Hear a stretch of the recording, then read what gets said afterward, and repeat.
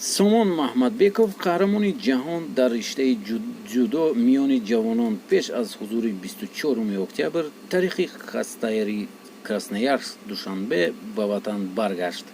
Салом бинандагони Хабар ТГ, ман Набиҷон Юсупов бо шумо мебошам. Дӯстони азиз, лайк монданро фаромӯш накунед ва ба канали мо обуна шавед.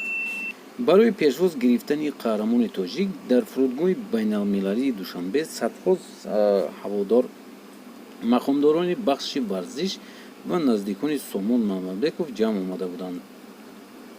Сомон паҳлавонро мухлисони командорон бо шиору овеза ва гулдастаҳо пешвоз гирифтанд. тибқи анъана ба қаҳрамони ҷаҳон ҷомаи гулдозӣ ва тоқӣ пӯшонда ба гардани ӯ гулчанбар овехтанд.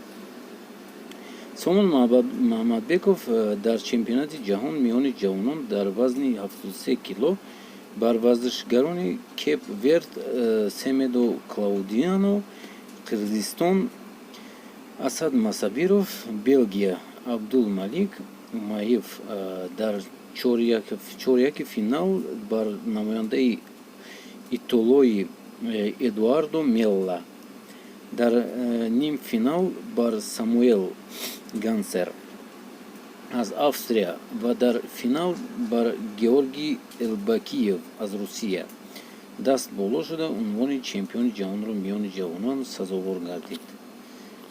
паҳлавони тоҷик баъд аз ин пирӯзӣ дар радабанди олимпии вазни 73 килои Федератсияи ҷаҳонӣ ҷудо аз ҷойи 21 ба мақоми 14 ва дар радабандии ҷаҳонӣ аз ҷойи 31 ба ҷойи 19 баромад. миёни ҷавонон бошад 57 сина боло баромада ҷойи аввалро ишғол мекунад. Сомон Маҳмадбекови 20 сола аз соли 2015 дар мусобиқаҳои байналмилалии ҷудо иштирок мекунад ва то ин вақт медалҳои тиллои ҷоми Африкоро миёни ҷавонон, Тунис 2017 ҷоми Аврупо миёни ҷавонон